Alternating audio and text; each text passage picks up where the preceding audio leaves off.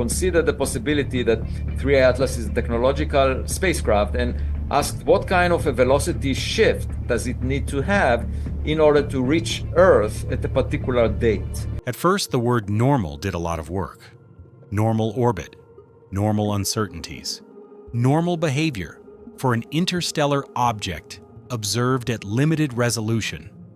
Those words appeared again and again in early discussions of 3i Atlas, not because anyone was careless, but because normal is how science protects itself from overreaction. Most anomalies die young. Most strange results flatten out once the data mature. Calling something normal is often just another way of saying, give it time. So they gave it time.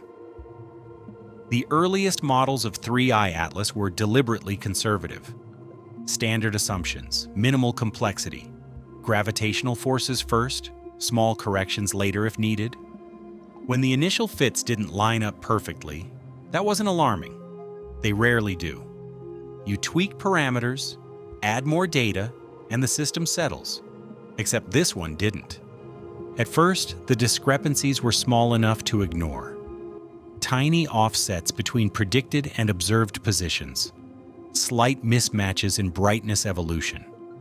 Nothing that screamed failure.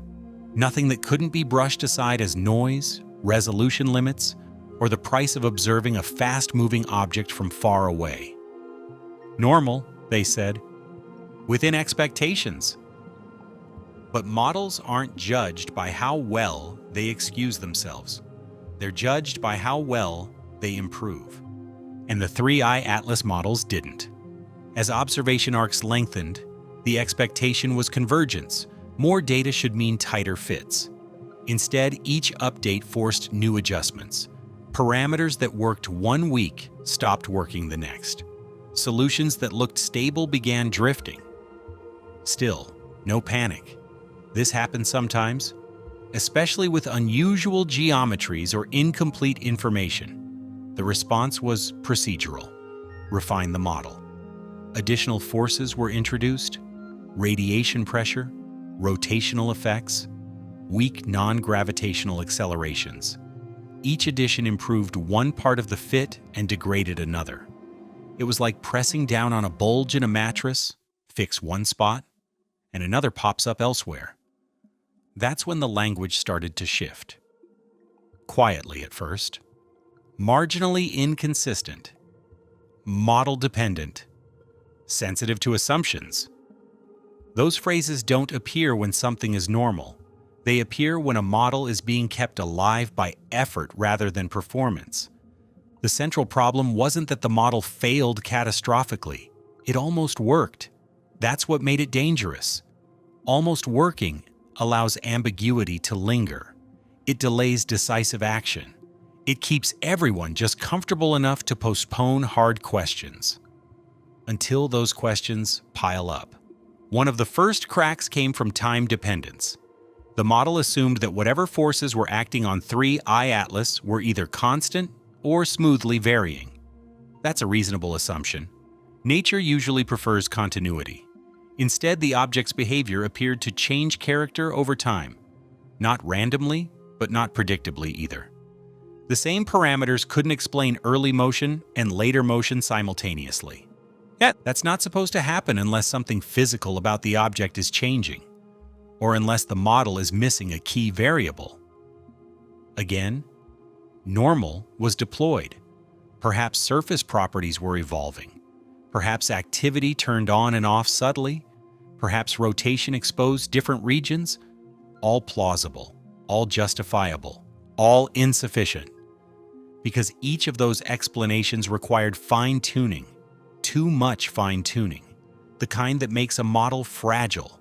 The kind that works only if reality cooperates precisely. Reality rarely does. Another crack appeared when teams compared notes. Independent groups, using different assumptions and methods, reached similar frustrations. Not identical conclusions, but shared discomfort. The model wasn't collapsing, but it wasn't earning confidence either. That's when someone said it out loud. Not in a paper, not in a press release, but in conversation. This thing is stressing the model more than it should. That sentence matters. Models are designed to be stressed. They're supposed to bend, but they're also supposed to rebound. When stress accumulates without resolution, it signals a structural issue. Still, the instinct was to protect the framework. You don't throw out a successful model because of one troublesome object. You assume the object is unusual. You assume it sits at the edge of parameter space. You assume, once again, that it's normal enough, until the assumptions themselves become the problem. As analysts dug deeper, they noticed something uncomfortable. The model wasn't just failing to explain observations. It was starting to dictate how observations were interpreted. Data points were being filtered, weighted, or contextualized in ways that preserved the framework rather than tested it. That's a subtle shift, and a dangerous one. Good models explain data. Bad models train you to explain data away. The turning point didn't come from a dramatic new observation. It came from synthesis, from laying all the discrepancies side by side and realizing they weren't independent. They were symptoms of the same underlying issue.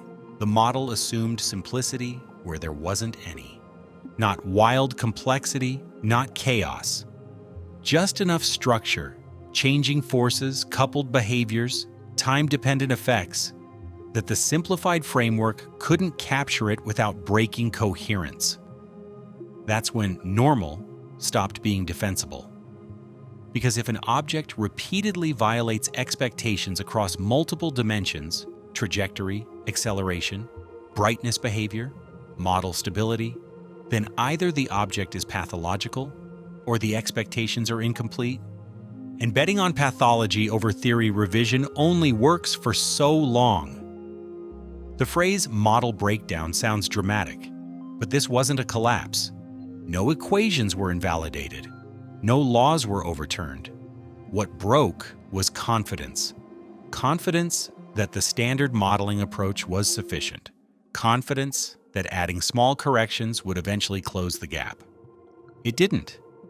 Instead, the model began to feel like a patchwork. Each new term introduced to fix one issue increased sensitivity elsewhere. The parameter space grew unstable. Small uncertainties ballooned into divergent outcomes. That's the hallmark of a model being pushed beyond its design limits. Some researchers resisted the framing. They argued that the issue wasn't the model, but the data quality. That future observations would clean things up. That patience was the solution. Others pushed back quietly. The data were good enough. The inconsistencies were persistent.